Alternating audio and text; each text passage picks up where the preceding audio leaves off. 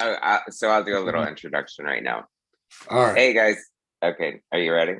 Yep. All right. Hey guys, how's it going? Michael Troy here. I'm so excited.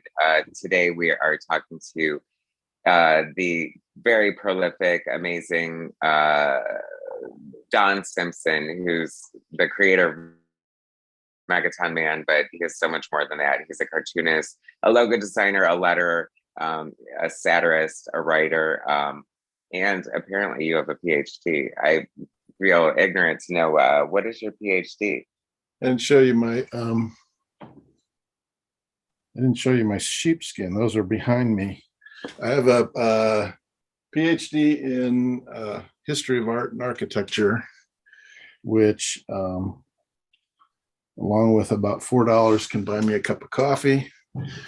So I was adjuncting until about 10 days ago. I've been so busy this summer that I just told them I don't have time, so I'm not adjuncting this semester. But I was teaching writing and different courses. I've taught different courses over the course of recent years. I've taught art history. Sorry, I'm fussy, but don't edit this out. This is just this is just raw footage. But I've been so busy with shows this summer and commissions, and I opened this can of worms of doing an omnibus, which fans have been asking for quite a while. I started scanning my original artwork. I just showed you some of it. This is a piece of Bristol board. This is actually Image Comics. No, this is actually Marvel Comics paper. And I that's actually from, because I just covered this issue not too long ago. That is so freaking cool.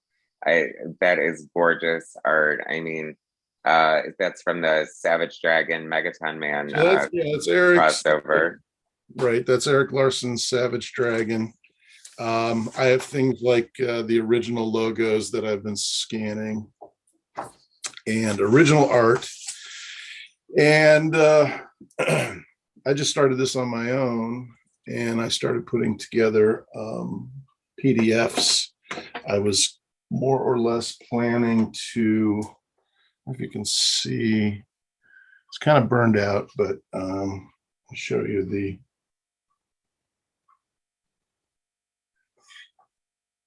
there's the Bizarre Heroes #4 cover. And I started just digitizing and starting putting together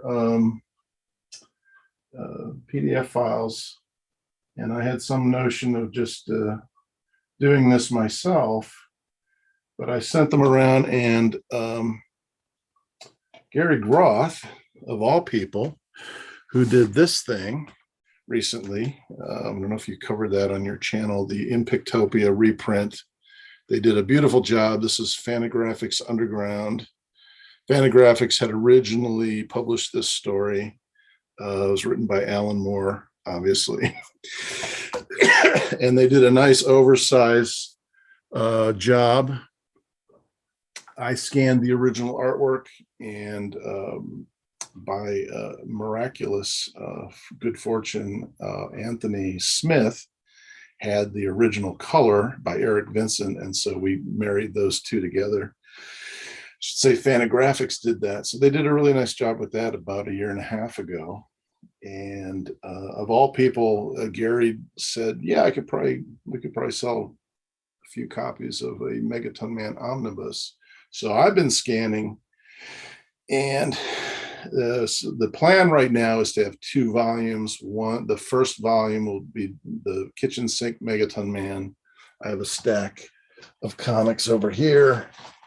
So the original, this will replace my beat up stack of comics that I keep by the drawing board. So Megaton Man #1, this is the kitchen sink comic. These were originally in color. We're going to do them in black and white. We're going to do them high resolution scans.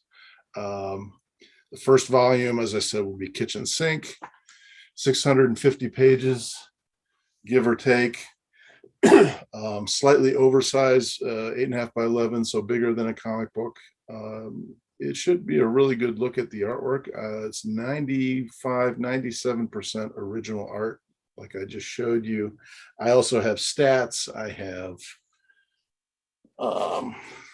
in the few cases where I don't have original art, I have photo stats of things. This is a photo stat of a house ad for the first issue. I have photocopies that are 11 by 17 that work really well. This is a different project, but this will give you some idea. This is a film positive of artwork. So in a few cases, about 40 pages, I used film positives, which were a little tricky to scan, but they came out pretty nice. There was some cleanup involved. And so the second volume will be Bizarre Heroes, which is another 650 pages, give or take. 600 pages, 650 pages, volume 2. And that covers the stuff that I self-published under Fiasco Comics, Bizarre Heroes, and then I did an online comic strip called the Megaton Man Weekly Serial. And I'm calling this collectively the Complete Megaton Man Universe, Volume 1 and 2. So two omnibi. I don't know if that's a word, but if it isn't, it is now. Gary agreed to publish it. So hopefully at least the first volume by next year. I don't know how fast we want to go. We haven't really decided a lot of the details yet, but I can say that the worst is over in terms of scanning. I've been scanning continuously since the end of June. It's now late August. Again, I've got everything high res in here. I've got backup hard drives. I've got backups to backups, and Fantagraphics right now is proofreading, and so I've been promised a bunch of typos to correct, things like that. I'm going to draw on some new covers, but it should be a really nice package, and it's really it won't be in color. It'll be black and white. Some of the Megaton Man comics over the years were in color, and some of them were in black and white. This will kind of even it out and give people a look at the line work and the lettering. And it was really surprising to me looking at this stuff and to see how it evolved over the years. I had different colors that I worked with. I colored some of it over the years. I had different technologies. There were different technologies to color, but this kind of evens it out, makes it all black and white. And the emphasis on reading it all in one place and seeing the development. And it looks like about 15 different artists drew Megaton Man over the years. It's really kind of startling to see the metamorphosis. My letter gets better. Some of the old stuff was really hard to scan because I did a lot of corrections that didn't age particularly well. So I had some cleaning up to do on those. But some of the later stuff is pretty. I mean, this is a good example of just, there's hardly any corrections. I was a little more professional. I knew what I was doing, and those were easy to scan. There was some oversized material that I had to scan in 2 parts and put together, that kind of thing. But the worst is over, and hopefully we'll have a couple of really nice volumes in the next year to 18 months or so. See how fast we want to put them out. But I should be I'm in pretty good shape. I should be pretty well finished with this not long after Labor Day, hopefully. After that, and it's ironic that Fantagraphics wants to do this because they actually turned down Megaton Man #1 back in 1984. Said I got a letter from Gary saying, why are you wasting your talent on this silly parody? So it's very nice that he's come around. We'll see if the Fantagraphics Underground imprint gives some prestige to the project, but I'm very happy with that. After the two omnibi, I have a graphic novel that I'd like to complete coloring. It's 160 pages, and then I've got more stuff in the pipeline in case anybody cares. Everybody cares. The thing I showed you, Dracula's Daughter, that's an Anton Drek project. That's been out of print. All my stuff now, it's very funny. You've seen this online, and people like you have helped. And the cartoon kayfabe guys have really been poring over my old comics and boosting my profile. So all my back issues are hard to find now, and the Bizarre Heroes are going. I don't know if they're actually selling at these prices, but I see very high prices on these back issues. So I think it's a good time to get an affordable, reasonably affordable reprint out there onto the market. Well, I think it's time I'm glad that the kayfabe guys and I are giving you a little bit of a spotlight, because I definitely feel like you're very underrated. I feel like you're very accomplished and prolific, and doing some of the research for this interview. I feel like I've been a peripheral fan of yours forever. Like, I remember, like, I think I mentioned in the video where I covered this new age comics, where I saw your little Megaton Man drawing, and I fell in love with your art like right then and there. I really love that. And but I discovered this book that you showed, and I can't believe I had never heard of the Pic-Topia that you've done with Alan Moore. And I really want to talk about that in a second. But what the stuff you were showing us, all the scanning you're doing, is for Megaton Man, your superhero creation, who you've been doing for, I guess, is it 40 years now? Or at least 30, right? Almost. Well, let's see. 19. I started 19. I created the character in late 82, so we're talking 40 years. The first issue came out in late December of 1984. It's interesting, the New Age comic that you just held up, I had forgotten all about that. Now, we actually all these people drew on the cover the same piece of paper. This was before digital. So I think there was I don't know I can't remember if they got Jaime to stat the Hernandez brothers, but the Eisner thing came through Kitchen Sink, and Pete Poplaski, the art director at Kitchen Sink, did the Prince Valiant, and I drew my character right on the paper there. I had forgotten about that interview completely, but I was really pretentious ahead of my time. I thought I was a little more. I thought I was a little less so back then. But I've always been a snob, so that was really interesting. The kind of confidence and bravado that you need to be a successful renegade cartoonist in the 80s. But so Kitchen Sink was the original publisher of Megaton Man, and they did those 10 issues were all by Megaton Man. And so now they're collecting the omnibus, and that will include the first 10 issues plus other material. Yeah, there were 10 issues from Kitchen Sink. And then I did a thing called Border Worlds, which was collected. That was collected by Dover fairly recently, 2017. Let me just show you. This is the hardcover. I'm very proud of this. They did a very nice job. So this is in print. You can probably find these at half price books for $10 or something. You can still order it on Amazon. But this was very nice. They did a real nice job with it. They did the silver foil cover and the binding and everything. Very nice job. So this has been collected. This was a completely different kind of series. This was a science fiction, heavy duty kind of Empire Strikes Back, aliens kind of hardware kind of adventure story. And I did 7 issues of that. And then I came back I actually started freelancing for DC and for other places. But I came back to Megaton Man, and I can't.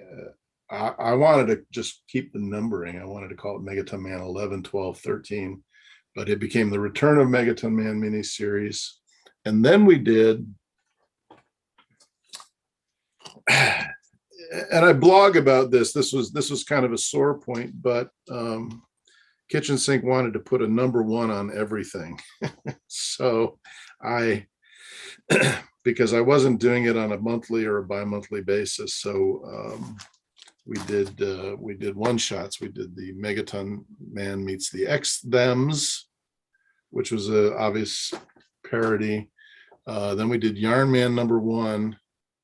And then we did Tyranno Man number one. I can remember pitching this to Dennis. I said it's a dinosaur kind of Batman. But everything had a number one. So we're including all that. And I even found some of the Savage Dragon Megaton Man pages that I had drawn before Eric put in his view screens. There's a couple pages, so we're going to include that kind of thing. So yeah, it's going to have volume one will be all the kitchen sink material, and the I don't have it here.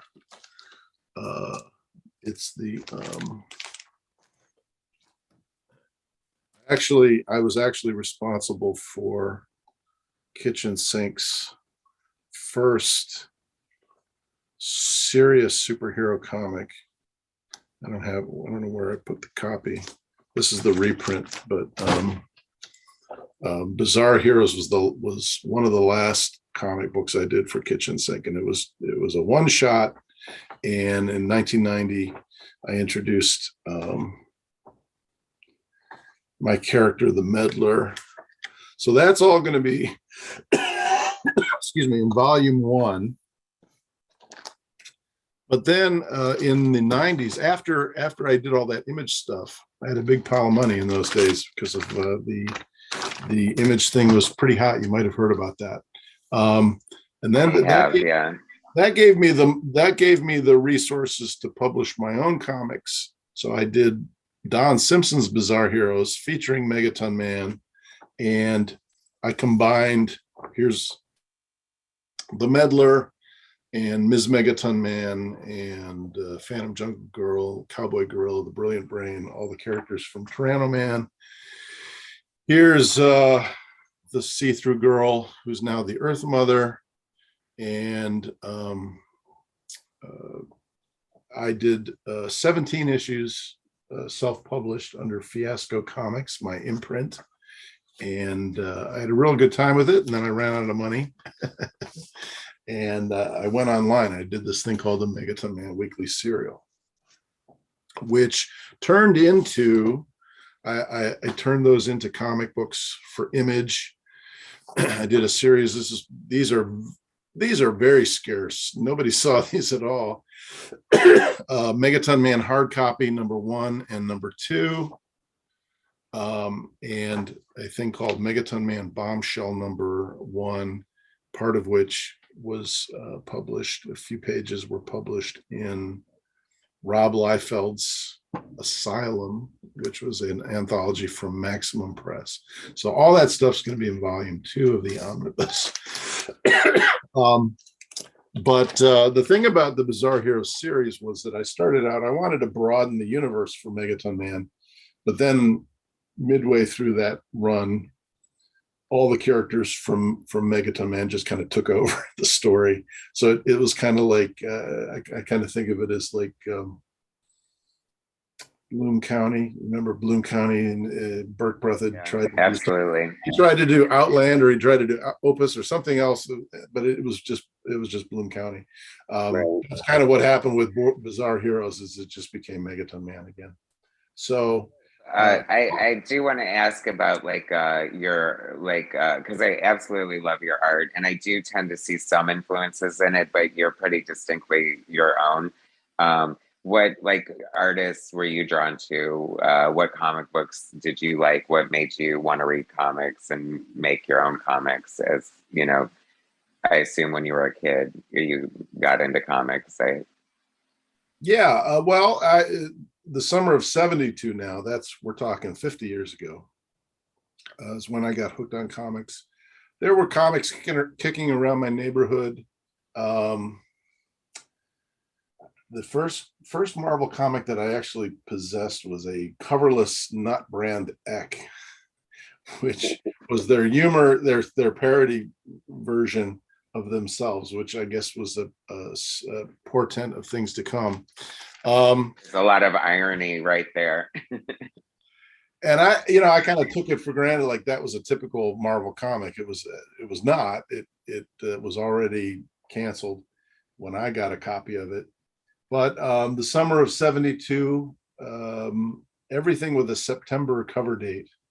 So Amazing Spider-Man 112, Thor 102, Avengers, whatever or it was a 202, I don't remember. But everything with a September cover date I bought, and I particularly gravitated to the Marvel comics.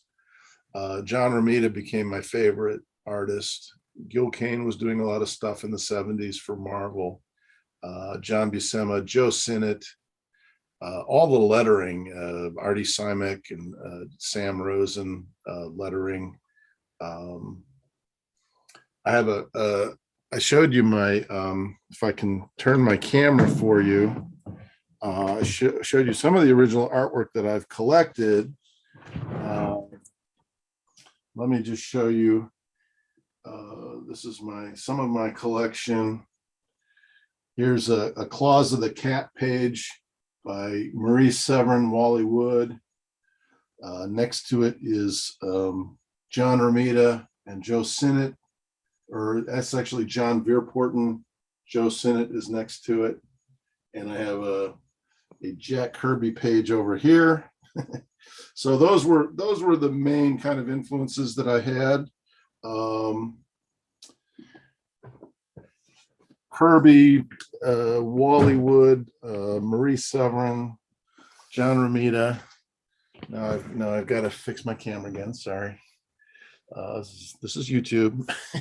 Yeah, it's funny. And I can definitely see some of the Marvel house style from the 70s in your art, and definitely some Sinnott in your super slick, gorgeously black contrast of inking style. I just, yeah, you easily could have been like a Marvel house artist. But I mean, there's definitely like a panache to it, like sort of like, I don't know, like just a little bit more of a flair.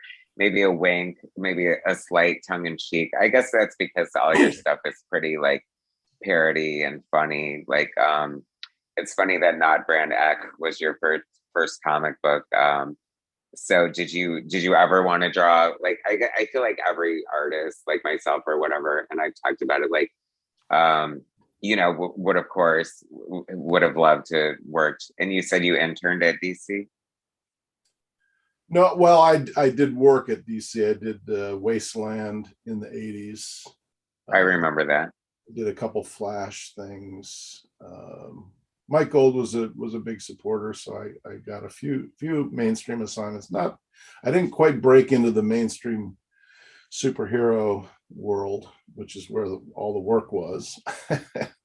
But I made samples over the years. In fact,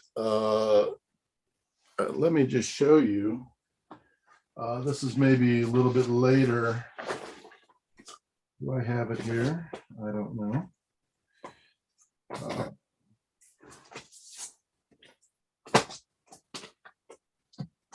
These are, I told you before the interview today, I was over at my storage space and looking for things to scan for my own collection. But these were samples, and I've posted most of these online, but this was a Marvel sample I tried to convince them to sell. You can see the Submariner. This is the Avengers.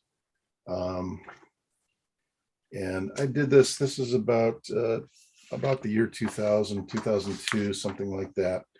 And my idea, which I think was revolutionary at the time, was that not only did Captain America fall into the North Atlantic and freeze into an icicle, but also Bucky.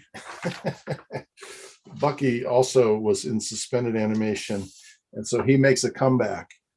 And this is years before the Marvel movies, so I think I'm owed a royalty there somewhere.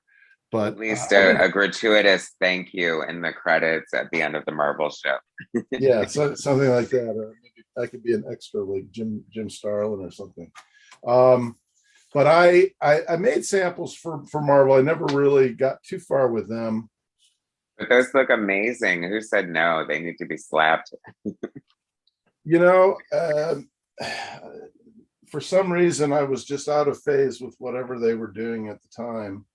I had no problem selling the originals to fans, and you know, I've posted all kinds of samples. I did some mutants. I did an Inferior 5 pitch. I did some Spider-Man. I have probably more Spider-Man artwork on the internet than anything, except for Megaton Man sketches from conventions and stuff. But so fans have liked my artwork. I just have been out of step with the biz, so to speak. I would give a lot to see. I would pay good money for a Don Simpson Inferior 5. That would be amazing. Yeah. Well, your mouth to God's ear, whatever. But yeah, you could spend a whole career just making samples, and if they, you know, some editor in New York, it used to all be in New York, now they're in California, they're all over the place, but you know, it's not what we're doing right now.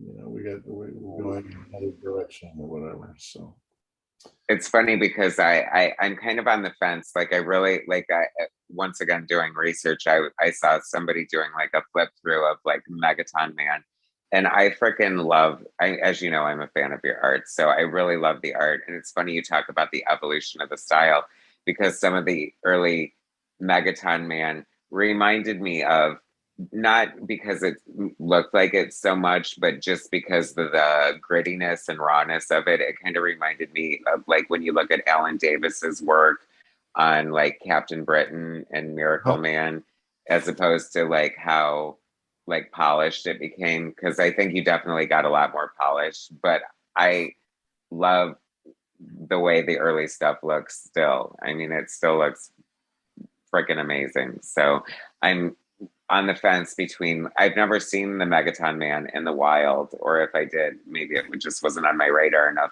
But now I kind of want to get like all the old back issues. I was kind of gonna just wait for the omnibus, but why not have both? Well, you know, go to town. Yeah, I think my early stuff, I was trying to synthesize a bunch of influences together. So there's a real, I guess, inconsistency. That's, you know, that's the only way I can describe it. I mean, you'll notice over the issues from the 80s to the 90s to the present that Megaton Man, of course, is so distorted and so exaggerated, and there's a pointy chin period, and then there's a broad chin period, and then there's a little hands period and a big hands period. I couldn't quite make up my mind, or I was continually changing my mind about how to proportion the character, but also the characters surrounding Megaton Man. They started off being very caricatural as well. By the time you get to Bizarre Heroes, they become more or less normal superhero proportions. They just become realistically proportioned characters. So by that point, I was trying for more of a contrast between this exaggerated farcical world and more dramatic. I was trying to have it both ways, but it was a constant negotiation in the artwork, and that, I think, that will come across. in the collection. I would imagine that it works better, like with Megaton Man as the only like exaggerated sort of, you know, over exaggerated anatomy and stuff like that, because then it sort of makes him special in a way. Well, there's a few characters that are still, you know, humorous. There's Cosmic Cat and Gower Goose. There's a kind of these funny animals that come into the picture, and Yarn Man is still rather comic relief, so to speak. But Ms. Megaton Man was always very. I never drew her. This was the first issue of Bizarre Heroes from Kitchen Sink. There it was. But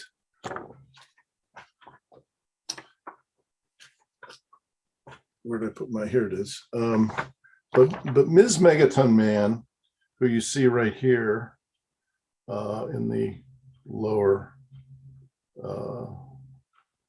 I'm challenged looking at view screens. She was always very much a straight superhero, kind of realistically proportioned. Here's Megaton Man if he had been realistically proportioned. He's just a caped crime fighter. So interesting to see. I love that. That is so cool. But I wanted a contrast. This was in the late 80s. I wanted more of a contrast. If you look at the early, forgive me for just holding stuff up in front of the camera like an idiot. No worries. Like this is the first issue of Megaton Man, just to show you a contrast. I don't know if you can see this too well. Maybe I should pick another page. So here's Megaton Man, and here's the Megatropolis Quartet, and they're all kind of goofy looking. They're all kind of humorously proportioned. The see-through girl here in the middle is kind of exaggerated. So those kinds of characters, I started to slowly draw them more realistically, like it was a conventional superhero universe. And then, as you say, Megaton Man is the only kind of oddball that kind of sticks out. But that your influence for his design. My mind. But I was also trying to synthesize a lot of different drawing styles, because I was, as I said, I was influenced by Romita, Kirby, John Buscema, How to Draw Comics the Marvel Way, Joe Sinnott's inking, Gil Kane. Later, I was influenced by Steranko, Neil Adams, Mobius, the French cartoonist. Lots of different influences that I was trying to bring together, irreconcilable influences that didn't quite match. But I think that's what all artists are trying to do. You have a number of influences. As you say, you fall in love with comics, you fall in love with art, different illustration styles. Frazetta, everybody, everywhere, fine art, and you're trying to make them coalesce, make them cohere into something sensible. Megaton Man was the perfect vehicle for that, by the way, because it was a parody. I could do a Neil Adams, I could do a Steranko, I could go wild with an inking style or a particular genre, and that would benefit the humor. But I was really just working out these stylistic incompatibilities, if you will. It's funny. I see a lot of the Romita now that you mention it. I'm curious as to know like how you designed, or what the how you came up with Megaton Man. Did you just know you wanted to do a comedy book, or did the character come to you first, or? Okay, well now I've told the story a few times, but it's worth repeating, because I went to junior high school with a fellow named Mike Kazawa, who was into animation. he was into a kind of a Chuck Jones style, and he would go on to do he would go on to work on Ren and Stimpy and The Simpsons, and he did a bunch of stuff for Fantagraphics, did a series called Captain Jack. And we went to high school together. We were roommates in Detroit. We were kind of down and out, undiscovered geniuses. And there was a little bit of a rivalry because I was a real serious superhero. I was into like Bern Hogarth and Dynamic Anatomy. If you haven't, if you're not familiar, oh, I am. And I would sign this out from the library repeatedly, and he had a very, very Michelangelo style of well, just his hands here, you know. He was very dramatic, very articulated. His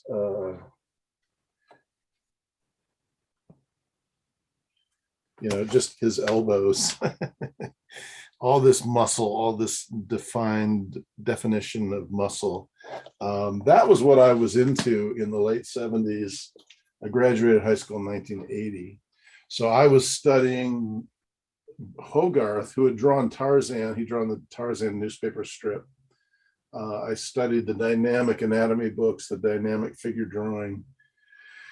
And I was very serious. I was trying to get into heavy metal in high school. I was doing things, naked ladies kinds of stories for heavy metal. That was what I was trying to get into. And of course, I had been gearing myself to Marvel Comics earlier. But being a roommate with Mike, we would try to, you know, we were kind of sniping at each other's, you know, love, you know, like he was into, and he was doing humor and animation, and I was doing super serious superheroes. Well, you know, what I'm doing is really difficult, and it's really challenging, and it's really worthwhile. And what you're doing is kind of silly and easy to do, and that kind of thing. We would have this kind of back and forth. Well, it was kind of on a bet, basically, that, you know, could I do something humorous, and could he do something dramatic? Well, he gave up, he quit, he dropped out. But I kept trying to do these things that would be funny, and they were terrible. They were just kind of sappy teenage kind of Archie stuff, or kind of cutesy, funny.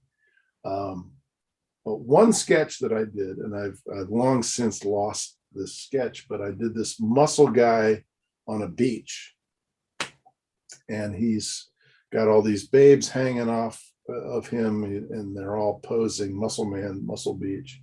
And it was actually funny. I mean, people looked at this and they started laughing. This was hysterical. And I thought, well, maybe I'm onto something here. So somehow I put a costume on him, and I had the buttons and the cape and the goggles, and I think I had gauntlet gloves, boots, and so forth. And he was red, yellow, and blue, and he had the M on the chest. So people don't know this, but this is actually, he's got an M, a yellow M on his chest. Funny, because I discovered, like, I think in just through doing my show and stuff, I discovered that not too long ago, and I was like, oh my God, it was like such an aha moment. I was like, there's an M on his chest, and it's been there all along. It's kind of hidden. Mr. Hembeck did a sketch, and he just had a kind of yellow front, Fred Hembeck, and I had to tell him, I said, no, that's an M. You have to put little, you have to have little kind of these, here it is. This is the Golden Age Megaton Man, but on Ms. Megaton Man, you can see she's got these little black triangles that come out of her panties. So you got to have that, or it doesn't make any sense. The point that I was trying to make here was that I knew it was M Man something. I knew it was something with an M, but I didn't know what. I had this character design. I had this muscular beach bum kind of design. Now I had a superhero costume, and I knew it was M, and I was thinking, Mighty Man. What was I going to call this guy? And we were kicking around names, me and another roommate of mine who was a filmmaker, Brian Gable. And I think he's still back in Detroit. He's still working on his movie. But we were kicking around names, and somebody said Megaton, because this was 1982, late 1982. Ronald Reagan was in the White House. The nuclear freeze movement was big. Missiles, Minuteman missiles were being moved around on rail cars out in the West.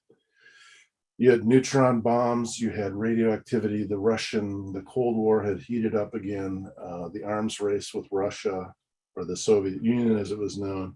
And so the word megaton, meaning a million tons of TNT. That's how we measured nuclear weapons. 20 megaton bomb would level New York City, et cetera, et cetera. So megaton, and combined with the superhero idea, this dumb, over muscular superhero, was just a perfect match.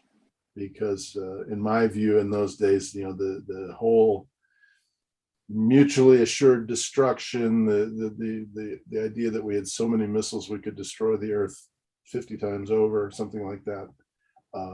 All of that needed to be satirized, and I was watching movies like Dr. Strangelove in those days, those kind of dark comedies and so forth. So then it all came together. Once I had the name, the costume design, then it was a question of what to do with it. And this was late 1982. I tried a couple of comic strips for the local alternative paper. In fact, one of the things that will be collected for the first time in the collection is a 7-page comic strip that I did that was not published. So that's a little spoiler. But I was trying to find the right tone, the right milieu for this thing.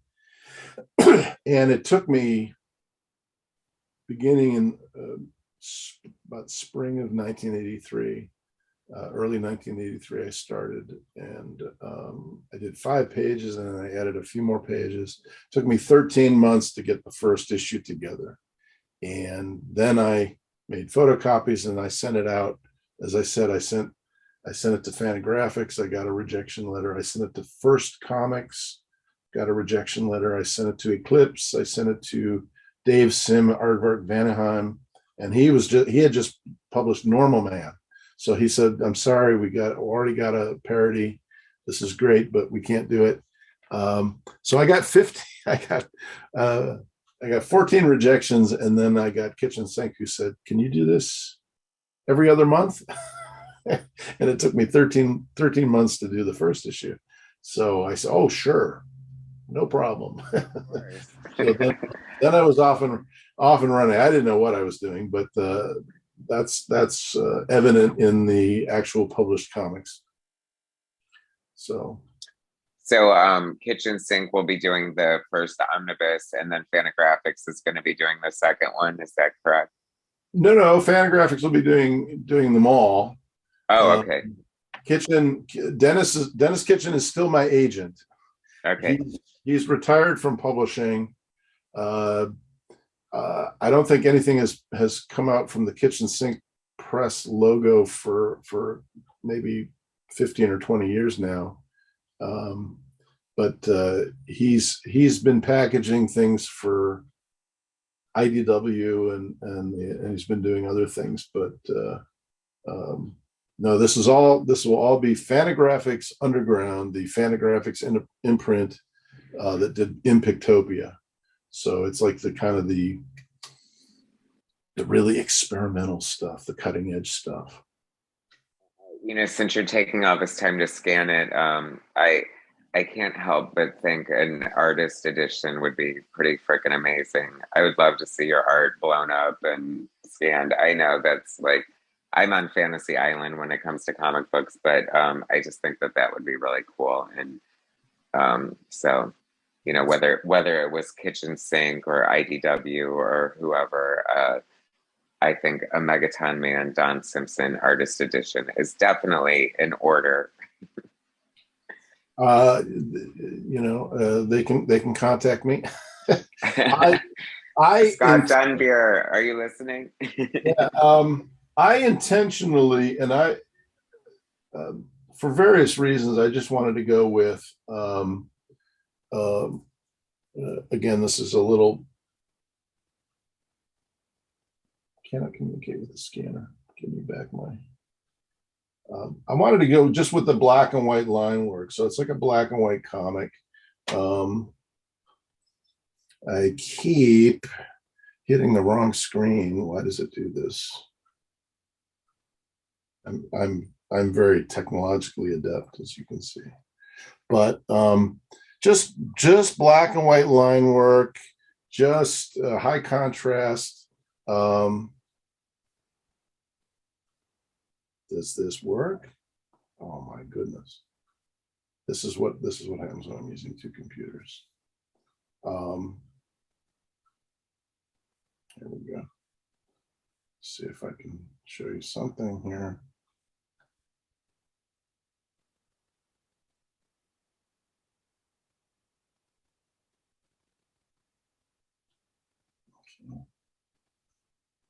But it's, you know, it's just like ink on paper. I know what you're talking about. The kind of those kind of artist treasures where you look like you're looking at the original artwork in full color. With, you can see the corrections and you can see the whiteout and all that stuff, and all the markings on the side. There's going to be a little of that, but I'm not. I just didn't want to go with the full color. I just wanted high resolution black and white for this edition. Now we now that it's been digitized, of course, if we want to do it, recolor it, remaster it down the road, that's a possibility now. I have plenty of artwork. I don't have everything. In fact, like the first issue of Megaton Man is owned by Dennis, so I'd have to get that in front of a camera to do an artist edition. But I'm not ruling it out. Wouldn't rule it out. But this edition is just going to be lines, black lines on white, 100% black, 100% white, and hopefully, aside from the detail that people will see and the technical aspect of the lettering and the inking and the sharpness, hopefully they will see the evolution of the characters and the concept and this universe that I've been working on.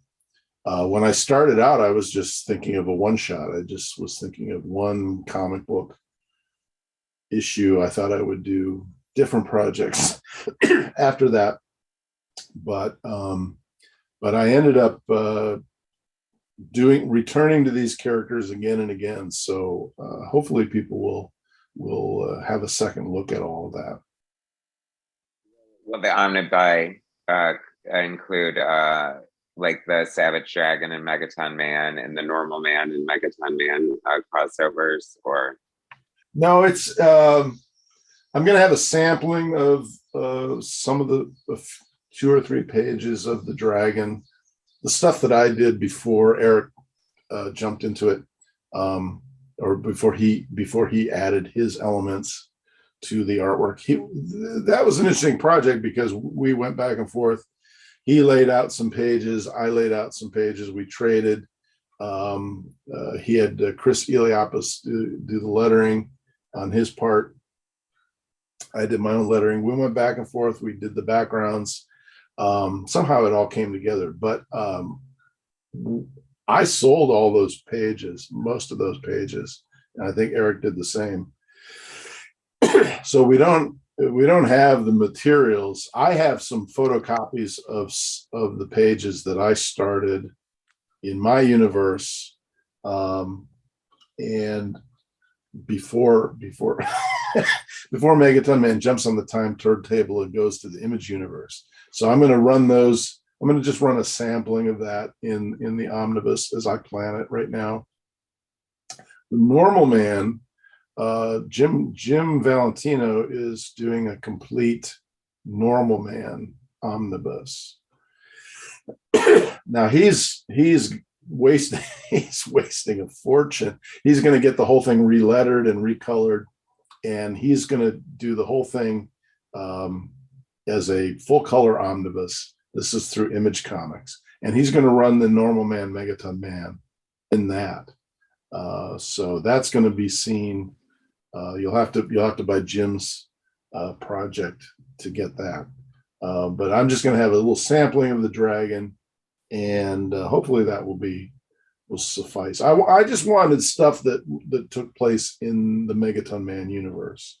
So there'll be a few of the things where I've crossed over, but not the whole thing. That makes sense. If you have the original art to Splitting Image still, because I would absolutely love to own the page with the Savage Drag Queen on it. Well, I do have the double page spread. Those were giant pieces of artwork. So we'll talk about that. We'll talk about that. Having reread it, I thought, oh my God, this is so funny. And I just interviewed Eric Larson, and I wanted to ask him about the Megaton Man crossover and stuff like that, and the Savage Drag Queen. But I just thought, I wonder, I was like, in my mind, I wonder if he was like, took you aside and was like, Don, you can't make the dragon a drag queen, or just something like that. No, he had no problem with it. Now that was, do I have a copy of it? Image 2 here, and it does have the, it has Savage Drag Queen on page, or actually he's on the cover with his bra and his fishnets. Yeah, I don't have the printed one, but Jim Valentino did a remastered version of that in 2017, which came up. I didn't have all the artwork, but I had photocopies that were very good. So we got all that together. The Splitting Image. So that's funny, and it's funny because I had read that you originally didn't want to be involved in it because you were friends with these people and you didn't want to make fun of them. But then Rob Liefeld, who I think has a really good sense of humor about the whole situation, was like, "Oh no, man, you got to do this." So, well, what happened was, now this was again Gary Groth. He wanted me to do a parody of Image for Fantagraphics, and more or less I would term it a hit job. So a hit job. I said, no, I don't have a problem with Image, and I kind of let it be known. And that's when the guys at Image, Jim Valentino and Rob Liefeld, called me up. Larry Marder was very instrumental in that. Tales of the Beam World, Larry Marder. And so they called me up and said, we want you to do the hit job, but we want it to be from us. So it was more like not Brand Ec, really, when you think about it. So Image was making fun of itself. Those guys were feeding me all kinds of jokes and material to put in, and that turned out very nicely. I was amazing. You must have had the time of your life doing it. See, the thing was, I was getting most of my material from Valentino and Liefeld, and a little bit from Larson. I did not get much from Jim Lee or Todd McFarlane, so they kind of come out looking bad. But speaking of that, and I'm sure you've been following on Facebook, I am using those characters again.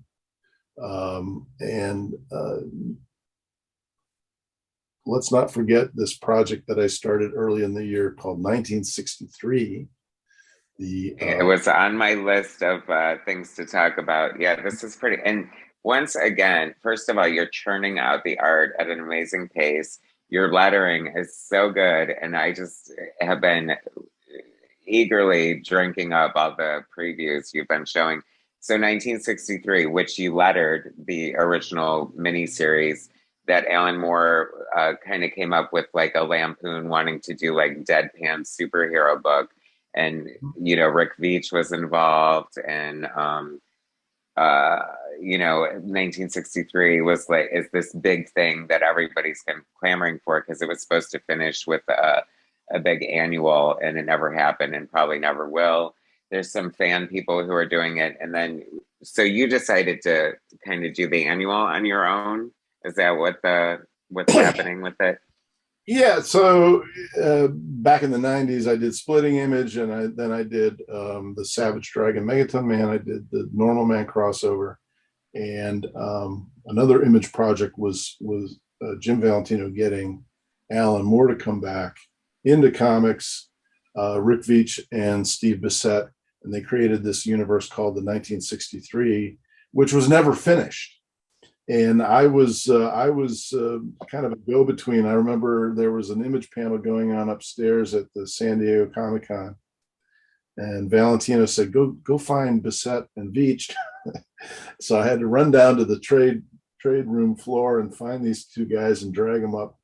They got Alan Moore on the phone, and they were able to announce this project. And my reward was being the letterer, I guess. So I did the logo, and I did about half of the series before Veitch fired me for insubordination or whatever. But I was a fan of Alan Moore. I was a fan of this project, regardless of my status, and it was never finished. It was just there was never the promised annual. And I've been buddies with. I've been talking to Steve Bissette over the years, and I would talk to him online, and we would chat, and I would just say, you know, guys, you're grown men. Just finish this thing. There's nobody stopping you. There's no evil corporation stopping you. There's no Hollywood stopping you. There's no lawyers. And he goes, yeah, I know, but Alan's Alan, and he won't cooperate, and so whatever. So we'd been talking about it for years, and I actually did an N-Man story. One of the characters of Steve's from the series, he had the rights to N-Man. So I did an N-Man story for him, which hasn't been published yet. It's still, he's still working on an anthology. But I just said, you know, we should just finish it ourselves. We should just do the 1963 annual ourselves. We'll use your characters, the Fury, N-Man, and we'll use a bunch of, I'll just make up like Splitting Image parody versions of the other characters. You know, we won't have to ask Rick Veitch for his input. We'll just make parody substitutes, and I'll use the parody substitutes for all the Image characters that were supposed to be in the team up at the end. So Bissette's like, yeah, that's a great idea, and of course we're talking about it. We really don't have any funding or any audience or anything. We're just daydreaming about it. But this other group, these fans, as you mentioned, they're doing an anthology. They kind of took the idea that I was thinking about. I never got to it, so they ran off and did their own. They kind of came up with this idea independently, and I go, God, doggone it, I should have done this. So. But they're doing a much more realistic, kind of sober ending. They want to continue the story, but they're using all kinds of substitute characters and so forth. But I decided, well, I'm going to do my own complete satire. I'm not even going to use Rick's character, or I'm not going to use Steve's characters. I'm not going to use N-Man. I don't have the artwork to show you, but you've seen it all online. So I just made, I just have the Cyclopster character, and I have the Black Bug, and I have all these parodies of these different characters. So I posted the cover and people loved it, and I kept penciling it, and I inked it. I've got about 29 pages. So between my Megaton Man Omnibus, my Megaton Man Universe 2-volume omnibus, other projects I have in the pipeline, I have this 1963 thing that I started. So I'm going to use that not only to lambaste and satirize Alan Moore, but I'm also going to promote my own stuff. I'm going to have Megaton Man's going to make an appearance. All my characters are going to make an appearance because I don't need anybody's permission. They're all parodies. I'm calling it 1963. 1963 When Else, which is a reference to your favorite John Byrne. But I think that now let's stop and talk about John Byrne for a second, because I posted on the group there, fans of John Byrne. I'm not fan enough, I guess, but that's another story. But I mean, we weren't allowed to talk about him, but I was going to bring him up anyway. Byrne has been a presence all through my career. He's never been one of my influences particularly, but his Elsewhen is really an interesting project, mostly for the intellectual property and the copyright issues that are involved. I mean, the guy, he was a real company man. He would not do anything to upset the editors. He was always playing by the rules. He believed in the company way. But it's really significant that now he doesn't care anymore. He's retired. He's just going to pencil his X-Men story. He doesn't care about continuity. He doesn't care about the lawyers in New York or in California or anywhere. And I think that's really, really interesting. I'm not sure the details about, is this legal? Does Marvel really want to publish this? Are they going to come to some deal? I don't know about any of that, but it's really significant that a name of his stature is just saying, screw it, I'm just going to do my thing and post it online. I don't need a company. I don't need permission. That's really, really interesting. I'm doing it the hard way by making up parody versions, right? You know, you can look at Megaton Man and you can see various parody characters of famous Marvel, DC household names, right?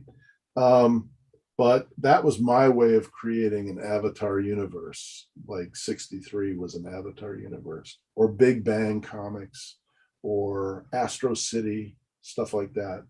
So I'm doing it the hard way by avoiding copyright problems and trademark problems. But Byrne is just saying, screw it, I'm just going to use Captain America, I'm going to use Spider-Man, use Fantastic Four, X-Men. The slippery slope that he is walking is that he's doing it as fan fiction and he's releasing it for free on a website. So but it's just but if Marvel wanted to come after him, I'm sure they could. However, I mean, he's selling all the original art, and I mean, he's got like 25 like 20-page issues. So I mean, he could literally do the math. I mean, how much does an original John Byrne page go for? Right. Sadly, he recently had cataract surgery, which he recovered fine from, but it put him in sort of a funk and made him lost his muse. And so he said Elsewhen is done now. It's over.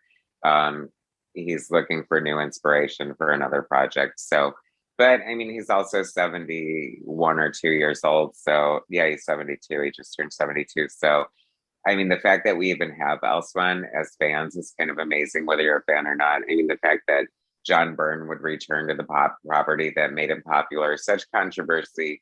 I call it the sort of, it's kind of funny because it's like, what if Jean Grey had lived and John Byrne stayed on and said, F you, Chris Claremont, and wrote it himself? You know what I mean? Arguably, like, he doesn't want to work with editors. That's really interesting to me because, and there are fans online that are like, well, no, it's not the continuity. What about all the, Paul Ryan's or the, all these other creators and 20 years of continuity and so forth. And it's like, I don't never cared about that. For me, it was always the creator. Not particularly John Byrne, but Right. if I was interested in a creator, I was interested in the creator. If I was interested in Crumb, I wanted everything Crumb did. If I was interested in Kirby, I wanted everything. I didn't care what company, I don't care what characters. But there are fans that are like, well, that's not, that has nothing to do with what Marvel's doing now. And I said, but that's not the point. It's the fact that he's gone back and he's saying, I'm going to tell my story, and I'm more important than the permissions. That's just really, I don't think people adequately appreciate how groundbreaking that is. So Groundbreaking.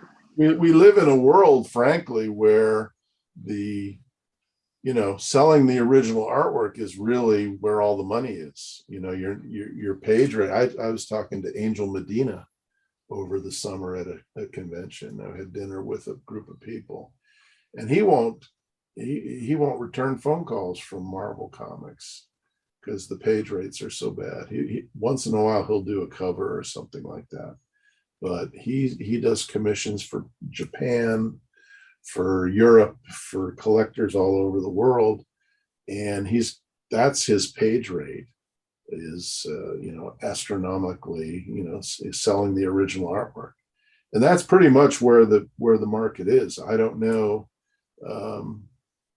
if we're ever going to see page rates like we did in the 90s, or royalty checks like the Image comics, the ones that I did that enabled me to self-publish for a couple of years. It makes me crazy because it's like, especially now that Disney owns Marvel, it's like, so they're making so much money off of all these comic book properties, and they have to know that the original source material came from like such amazing art, and it's worth paying for. You know what I mean? It would be worth paying Art Adams $500 a page to draw a new X-Men annual with Chris Claremont. You know what I mean? Because then it just stays in print forever. And plus, I don't know, I just feel like they need to, realize what a precious resource it is and realize it's worth investing in, and try to make the best product that they can. I don't know, but I guess I'm biased as a comic book fan. I agree. So what you're saying is that Marvel should take the longer view of an investment of creative talent. I think they're looking at it just like, well, all these people want to work for us, and so we'll just pay them peanuts, and then they'll do conventions and they'll sell the artwork and so forth. And I did a few pages for Crazy, which was 2019 now. 2019, 2020 came out, and the page rates were like in the 80s. They were like back in 1980s. They were not particularly lucrative. But I got to pay. Basically I scanned my pencils, so they didn't even leave the house. But that's what they're expecting you to live on now, is you're going to sell your artwork, which to me that's not a very sensible business model. And as you're suggesting, I mean, they would be smarter to be, you're spending, what's your budget for the last Avengers movie? A couple hundred million. Well, I mean, if in a way it's like it's equating it to like a restaurant expecting the waiters to live off of tips. It's like, right, rather than paying a living wage or something, it's like, okay, so the artists can, that's why they don't come down on artists for like, selling commissions or prints of characters that they're known for at conventions, because then that way it makes it worth the artist's time and they can use the property. But I did want to ask, so is there a publisher for 1963? Because I know you're following the John Byrne Elseman mode, so arguably you don't need to publish it and you could just sell the original pages and make bank off of that. But why wouldn't Image want to published it as the original publisher of 1963. I mean, it doesn't have to be set in stone as the official sequel or anything like that. Well, probably because I have the beheading of a couple of the partners. but aside from that, I don't have a publisher yet for 1963, and I've been doing nothing but scanning for about 6 or 8 weeks, so I haven't done any drawing on it. But I have 29 pages penciled, lettered. I have maybe half of that is inked, and I have had offers. I haven't sold any of the original artwork yet. I'm kind of holding off on that, but there's still a lot of interest. I'm going to get back to it as soon as I get this archival project out of my hair, so to speak. So yeah, I think there's a lot of interest in 1963. I've always planned it for 2023 because that will be the 30th anniversary of 1993 and the 60th anniversary of 1963. So that's what I'm shooting for, is next year. So I will be posting more.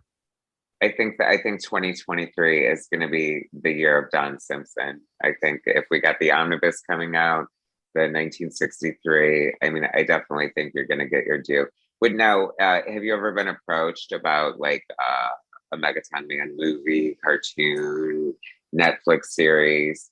Not in a while. There was we had some bites back in the 80s and again in the 90s.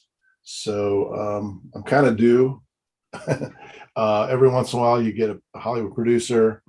Especially when I was going out to San Diego, people would hand out their business cards and they needed to make a pitch to the network Tuesday. So they would kind of get your verbal permission or something like that at the San Diego show. It hasn't happened for a while, but I do have an agent. I do have an intellectual property. I've been working on not just the comics, but I've also been working on world building. I've been writing prose. So I've been thinking about that in case Netflix or somebody wants to call me up and go with it. I am ready to talk, but not. There hasn't been any activity for a few years now, but I'm due. Yeah.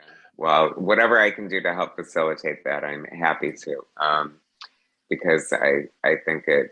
I mean, it definitely would make for a good like Netflix series for sure. You said in California. Where are you in California?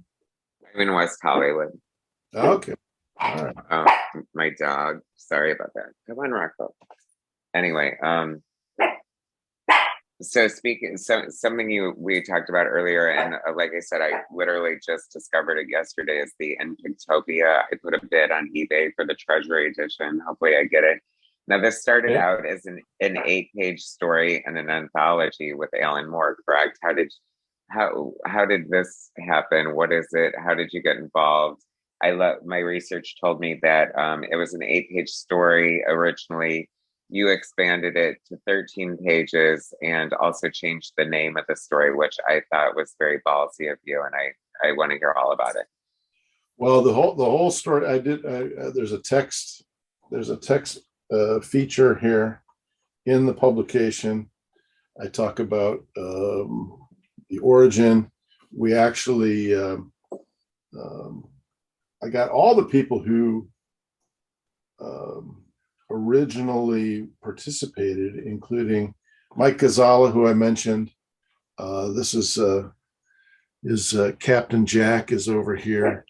He did. This is Pete Poplaski down below.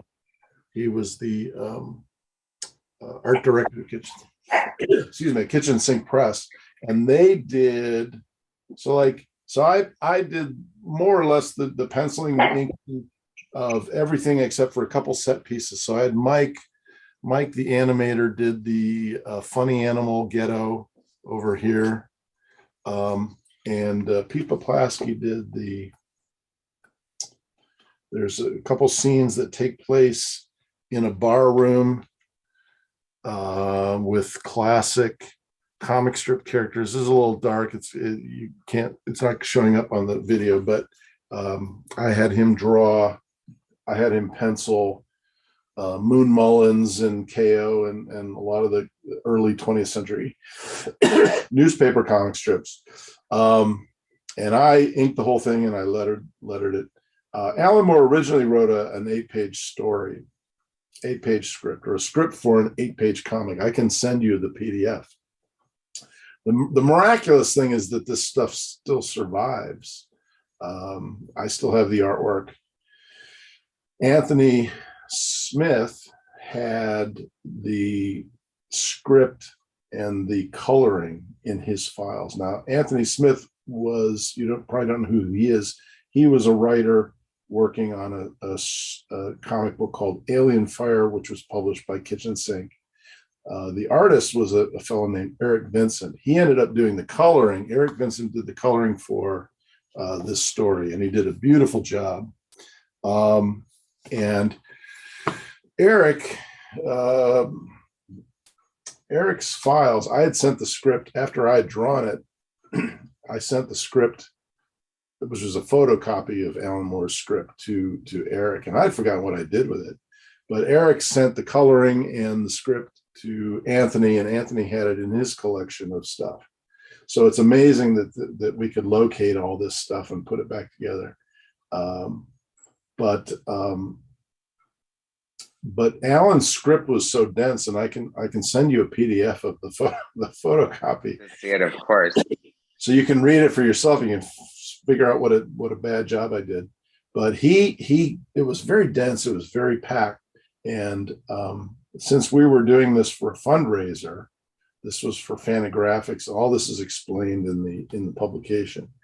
I expanded it to 13 pages. I just took the same material and I just, instead of cramming it into 9-panel pages like The Watchmen, I just expanded it to 13 pages. So that's how it became 13 pages. The other thing that I did, his original title was In Fic-Topia with an F, and I changed it to Pic-Topia. And I felt like I could do that because I wasn't getting any money. It was all for charity, basically. And if they wanted to change it, they could complain about it. But Alan loved it, and it's become maybe a little known or lesser known fan favorite of people who love Alan Moore's work. They love this little story that we did for Anything Goes #2. The sad thing is, and I talk about this in the text piece, the reprints, I did not have very good luck with the reprints. Alan didn't want to cooperate with this edition. He didn't want his name on it because it was Fantagraphics. I won't get into all that. I've talked about it elsewhere. I talk about it in the text piece. But Alan is just Alan. He doesn't want to deal with anybody in comics anymore. So I was permitted to publish it, but it doesn't have Alan's name on it. So apparently I did it all myself. So it just has my name. It has Mike Cazala and Eric Vincent, but it's already sold out. So now is that one of the situations where Alan's name isn't on it because he didn't want to be credited, or is that? I would love if he would wake up one day and be like, sorry, I've been such an arsehole for so long.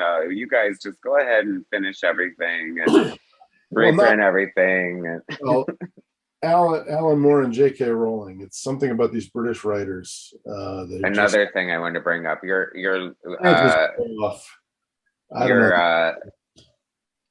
your online vendetta against J.K. Rowling is very entertaining. Well, I just post links every once in a while. Nobody in comics cares about Harry Potter, but I found Harry Potter rather late.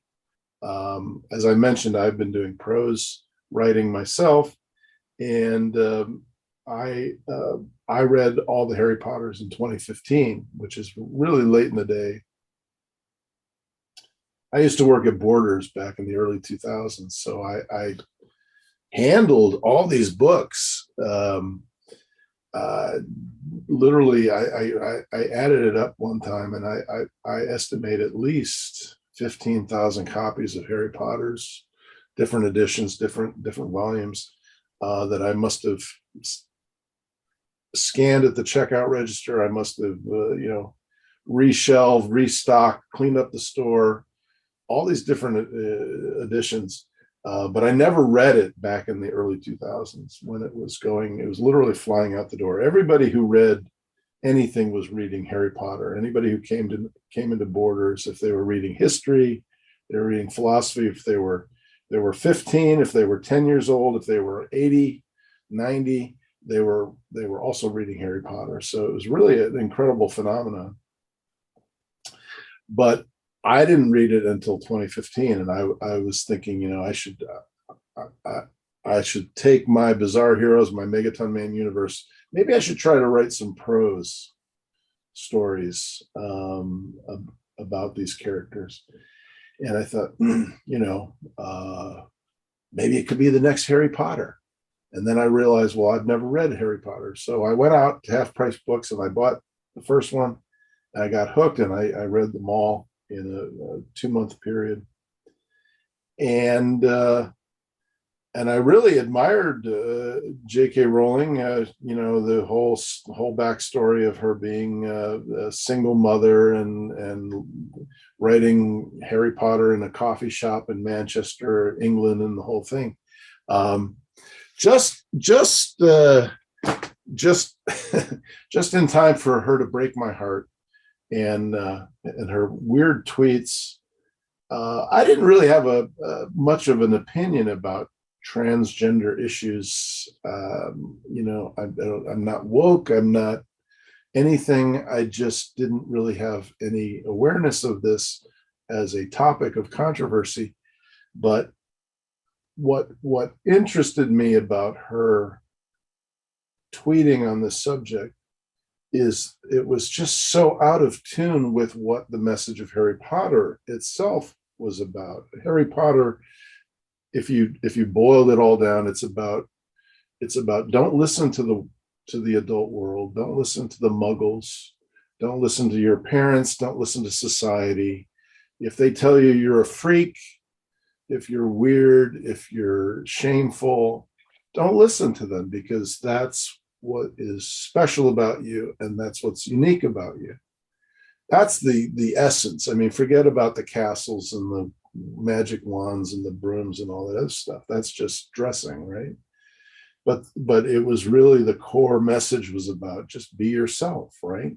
Don't listen to the people who want you to conform. And then the author, she finishes her series. She writes 1 million words on this topic, 8 movies, right? Takes over the world, amasses $1 billion and all that stuff. And then in 2019, she starts tweeting about how you're not who you say you are. You can dress however you want. You can call yourself whatever you want, but you're still not what you think you are. I can see what you are. And I thought that message is just crazy. And regardless of what your stance is on the issues and gender and the science of sex or whatever, biology, it's just really out of tune with what she just got through writing. And her fans are the ones who just said, this is crazy. Some of her longest fans, people who started podcasts, people who were proud to know her, get to know her on a first name basis, they all have turned their back on her now. And that to me has always been the really significant part of the story. In a similar way to how John Byrne himself might not be of any interest to me, or the X-Men might not be of any particular interest to me. It's more the overall gesture of what he's doing, which is important. To me, what's important about J.K. Rowling is how she's treated her fandom and how she's alienated. I mean, she's alienated millions and millions of people um, who have thrown themselves in front of a moving train for her. And I mean, just if you were only interested in brand management, it's just a really fascinating thing. Now, I just post about it. I don't care. You don't have to follow those links. Nobody in comics particularly cares about young adult literature or Harry Potter. I have found. I go to comic book shows and nobody.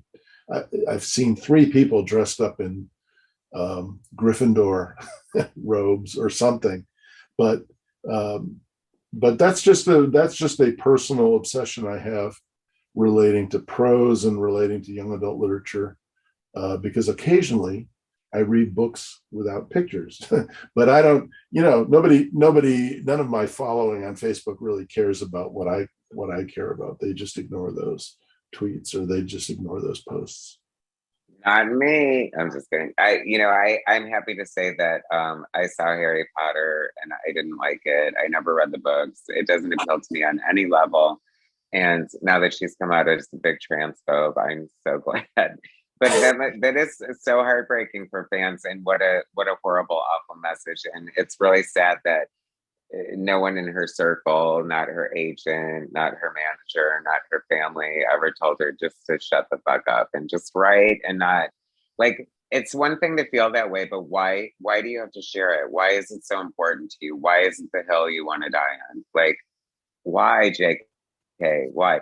There's this theory that she didn't even write the Harry Potter books, that it was like a team of writers that were hired, and like they just painted this glamorous story to add to the appeal to it. And given all this controversy, I would like to believe that now. Yeah, well, before 2019, you couldn't hear anybody criticize her. Yeah. People would have defended her movies. I mean, there are people that didn't read it, right? So there are people that just like, okay, I know what that's about. It's 3 kids running around a castle. Right. That's and what I don't think it's that's what I thought before I read it, but I read it and I got hooked and I started crying. I was laughing and crying. I was deeply moving in the whole thing. But it's just astounding. She's just alienated enough.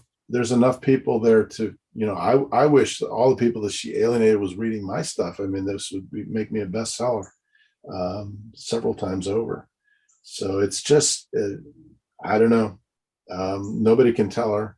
Nobody can. I know I feel slightly like a hypocrite because John Byrne is very controversial. He said some horrible things over the years, and I'm surprised. I'm sure he's come close to being canceled or whatever, but he just gets a free pass with me. I just love his art so much, and I know that's so hypocritical. So I'm gonna lay off J.K. Rowling now, but that's how I feel. But one switching gears a little bit, talking about the kayfabe guys earlier. Are you, and since you're from Pittsburgh, are you aware of the whole like grand design concept in the books that they've done? Where, Yeah. so it's basically Tom Scioli, Jim Rugg, and Ed Piskor, X-Men Grand Design, Hulk Grand Design, and Fantastic Four Grand Design. These sort of indie underground cartoonists. It's like a singular vision of a whole history of a Marvel character. And since you're a Marvel guy and from Pittsburgh and one of the greatest independent comic book creators ever, if given the opportunity, what grand design would you tackle? Well, Spider-Man, something like that. I'm not sure I know enough about all the different phases of the career of Spider-Man. The interesting thing about like Jim Rugg's Hulk is he's doing the Herb Trimpe Hulk, he's doing the Kirby Ditko Hulk, he's doing Peter David's Hulk, Todd McFarlane's Hulk. I'm not sure I have enough interest in anything after Gil Kane Spider-Man 150. Beauty. You can do it up until the point where one of my fantasies is to do an Alpha Flight grand design. and it would only cover the first 28 issues that John Byrne did.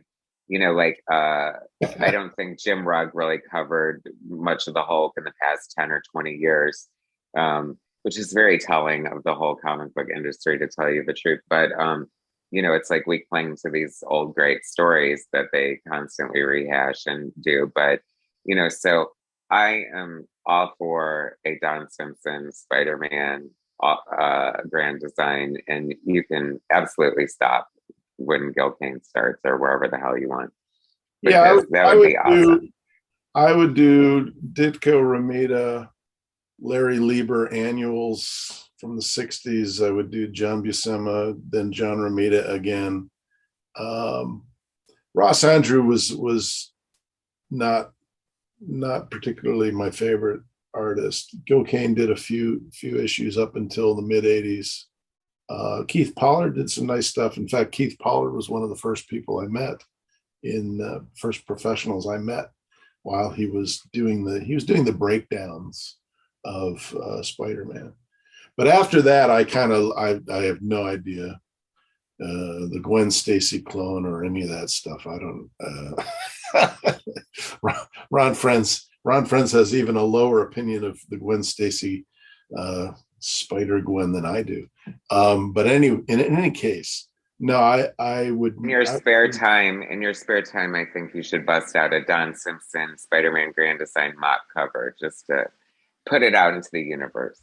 Well, I was thinking Megaton Man Grand Design because it's so it's so fragmented. That's interesting. Because you've already told the whole story. So. It's very solipsistic, but I could do my own grand design of my own stuff, or my own fan fiction of my own stuff. I don't know, whatever it is. Anyway, what else? I think we've covered just about everything. I think so too. You definitely hit all the bullet points that I wanted to hit, and I really appreciate you talking to me. I cannot wait for this Megaton Man Omnibus to come out. It looks so amazing. I love your art, and it definitely deserves this kind of treatment. So congratulations on that. Well, thank you. And I've got a lot of things in the pipeline. Hopefully 2023 will be a pretty good year. And I hope you enjoy Pic-Topia when it arrives. And I'll be making a video. I love your stuff. I love watching you flip through John Byrne omnibuses. Omnibuy. You heard it here first. If it hasn't been coined already, Don Simpson coined a new term. You make it all very very fascinating and enthusiastic. So keep at it. I haven't watched any of your interviews yet, but I'm going to have to now. I like how you're branching out into interviews, and I wish you the best of luck. It's nice meeting you and your dog. What do you do there? What do you do when you're not reading comics? And all kinds of things. Making my YouTube. I have my own side art projects, and then of course I have the day job to pay the bills. Is that a variant cover behind you? What is that comic book? What is that? Who's the red, yellow, and blue guy? This one. This is just the video that came out today. It's the Alpha Flight issue where North Star comes out of the closet. It's atrocious on so many levels. As a matter of fact, it's probably one of my funnier videos just because of my rancid hate for the whole thing. But it was just, it's very of the time. You speak about Megaton Man being named after, the Reagan influence and all that stuff. So, I don't know if you're familiar with this issue, but it's like North Star discovers this baby in a garbage can that has AIDS, and this is facilitating his coming out, and it's just atrocious. It's atrocious. Captain Maple Leaf is in it. It's god awful. It's just so bad on so many levels. I was vaguely aware of that going on, but I didn't read it. You're not going to make me want to run out and buy it, so. But thank you for your enthusiasm. Thank you for your kind words. And thanks for talking to me. I'll let you know when this goes up, and we can definitely talk again when it comes out.